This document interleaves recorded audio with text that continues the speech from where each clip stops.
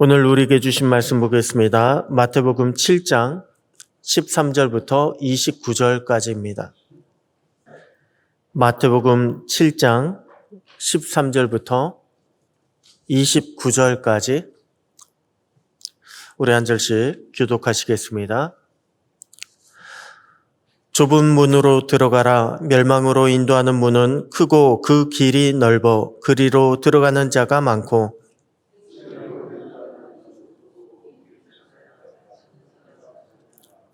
거짓 선지자들을 삼가라. 양의 옷을 입고 너희에게 나오나 속에는 노략질하는 이일이라.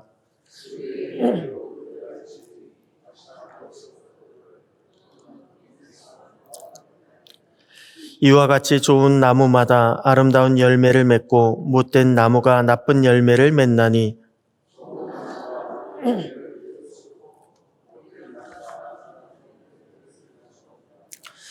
아름다운 열매를 맺지 아니하는 나무마다 찍혀 불에 던져지느니라. 나더러 주여 주여 하는 자마다 다 천국에 들어갈 것이 아니요 다만 하늘에 계신 내 아버지의 뜻대로 행하는 자라야 들어가리라.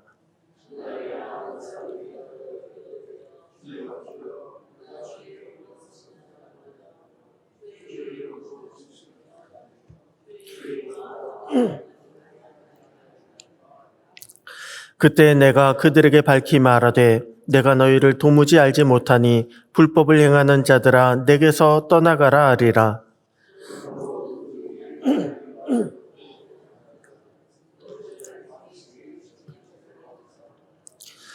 비가 내리고 창수가 나고 바람이 불어 그 집에 부딪히되 무너지지 아니하나니 이는 주추를 반석 위에 놓은 까닭이요.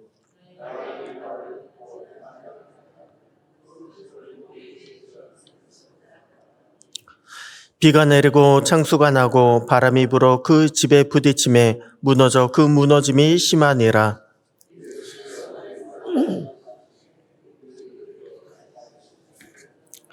(29절) 다 같이요. 이는 그 가르치시는 것이 권위 있는 자와 같고 그들의 서기관들과 같지 아니함일러라. 아멘. 할렐루야. 오늘도 말씀 안에서 승리하는 복된 날 되시기를 축복합니다.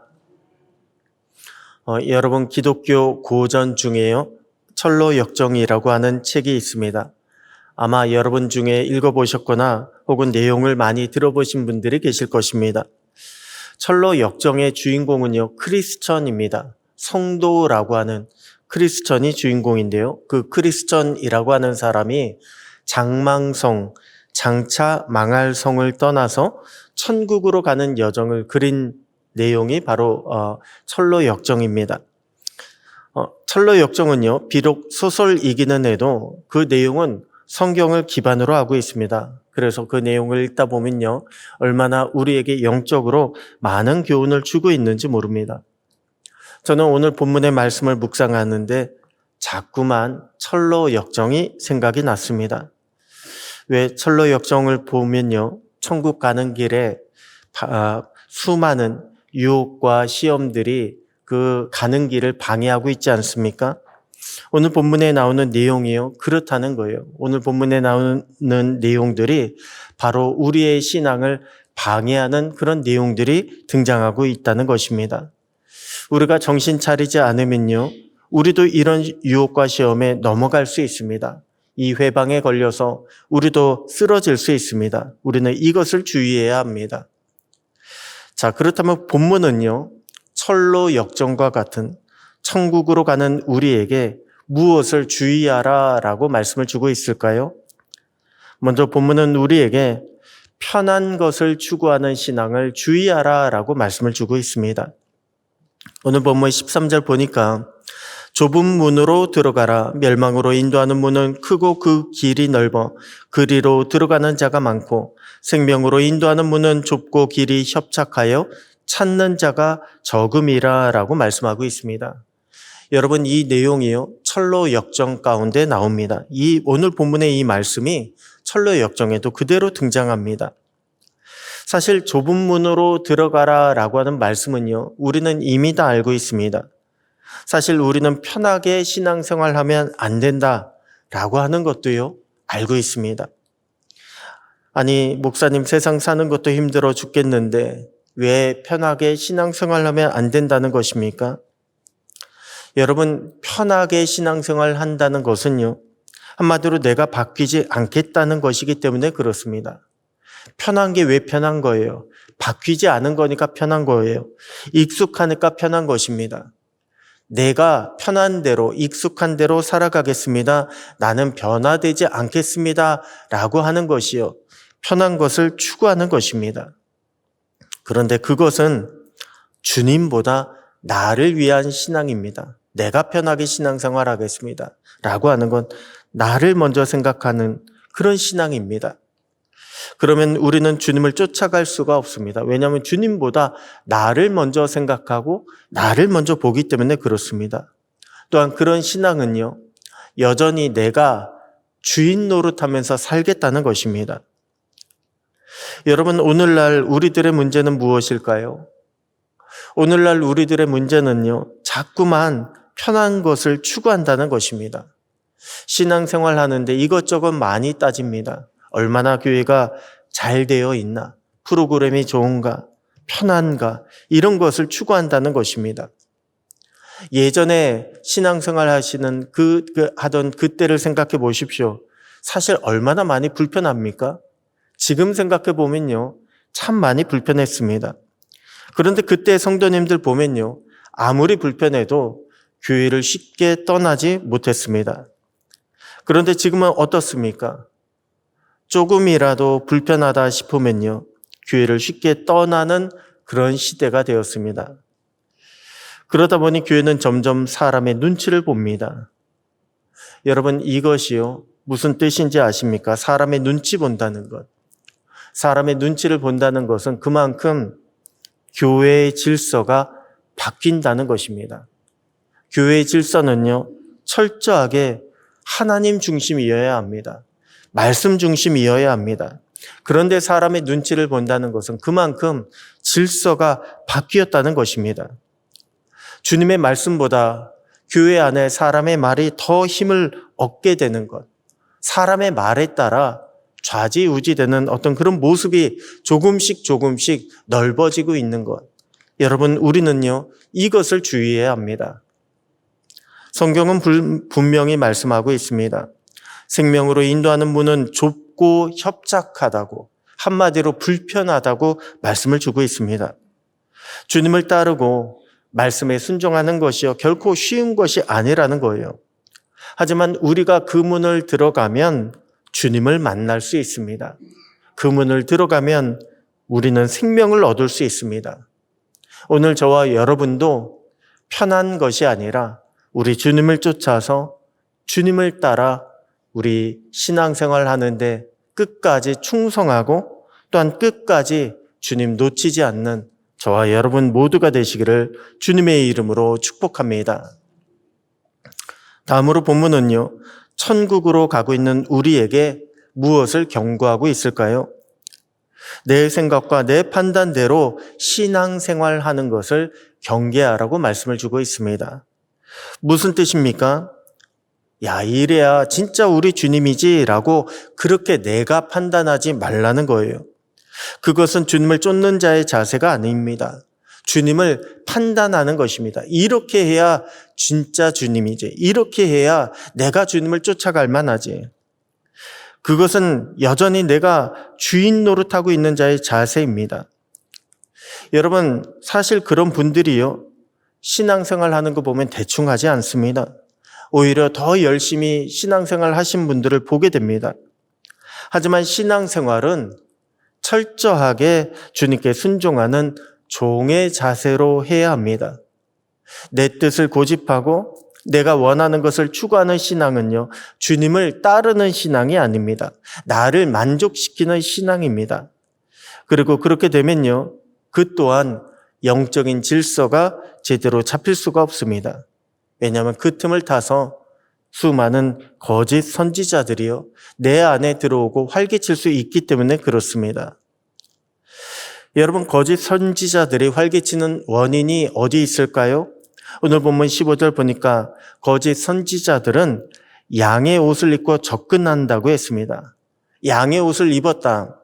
한마디로 우리 눈에 보기에 야, 이분은 선하다, 이분은 진짜다라고 하는 그런 모습을 가지고 있다는 것입니다.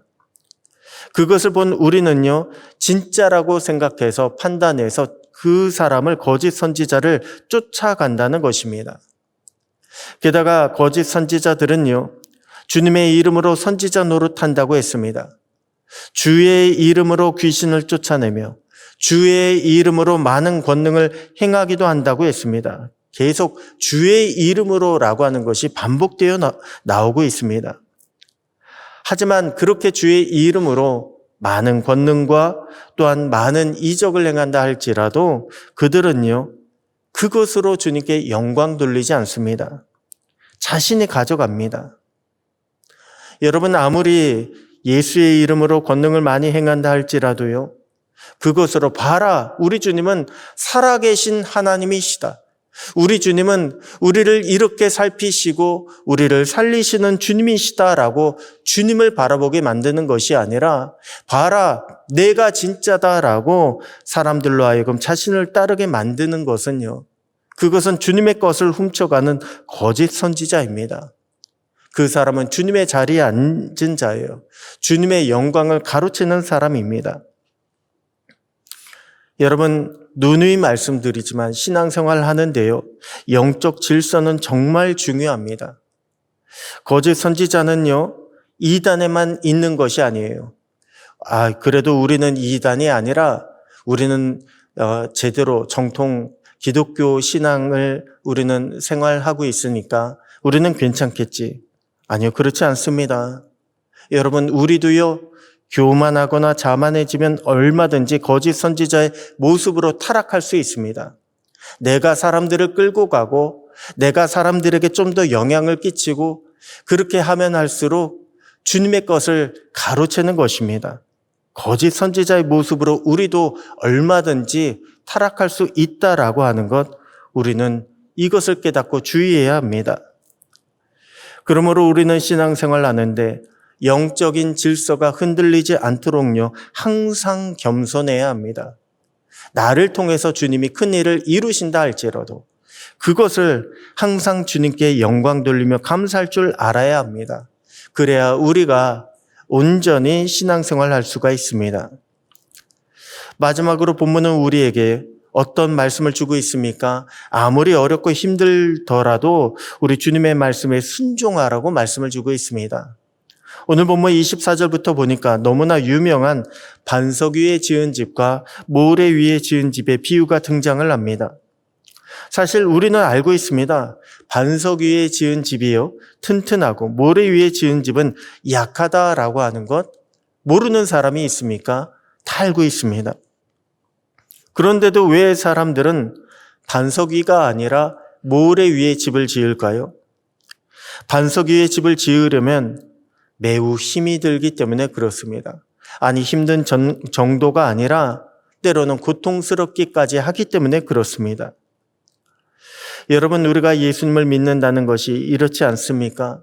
결코 쉽지 않습니다. 마치 반석 위에 집을 짓는 것처럼요, 제대로 신앙생활 하려면요, 굉장히 힘이 듭니다. 그런데 그럴 때, 야, 적당히 해, 적당히 하라라고 하는 그런 타협의 유혹이 우리에게 찾아옵니다. 야, 그래도 이 정도 하면 괜찮지 않은가? 반석을 파다가요, 이 정도면 되겠지라고 이제는 그 위에 집을 지으려고 하는 그런 유혹이 우리에게 얼마든지 찾아올 수가 있다는 말씀입니다. 여러분, 생각해 보면요, 내게는 그렇게 큰 불행의 시련이나 시험이 오지 않을 것 같다라는 그런 생각이 들기도 합니다. 그래서 딱 견딜 정도만큼의, 남들이 보기에 괜찮을 정도만큼의 그런 신앙생활만 하려고 하는 그런 마음이 들기도 합니다. 하지만 그럴 때요, 우리에게 비가 오고 창수가 나고 바람이 부는 그런 시련과 고통이 찾아올 수 있습니다. 그때 우리가 넘어지지 않으려면 우리는 신앙생활 하면서 계속해서 반석 위에 집을 지을 수 있도록 우리는 끝까지 수고하고 끝까지 인내하며 나아가야 합니다.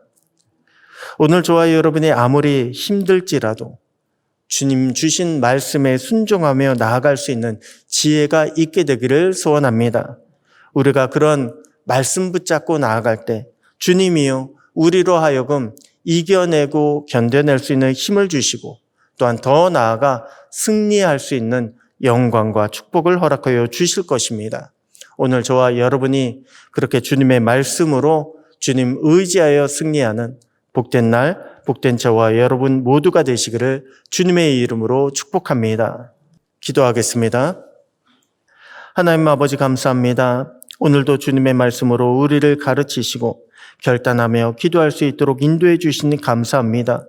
주님, 우리가 아무리 힘들지라도 주님의 말씀대로 순종하며 쫓아가는 믿음과 지혜를 허락하여 주시옵소서. 내 생각대로 내 편리한 대로 신앙생활하고자 하는 시험을 물리치게 하시고 오직 주님의 뜻을 이루려고 최선을 다하는 충성된 일꾼으로 살게 하여 주시옵소서. 오늘도 주님을 더욱 사랑하며 주님의 말씀에 순종하는 복된 날 되기를 소원하고 우리를 천국으로 인도하시고 승리케 하시는 살아계신 우리 주 예수님의 이름으로 기도드립니다. 아멘.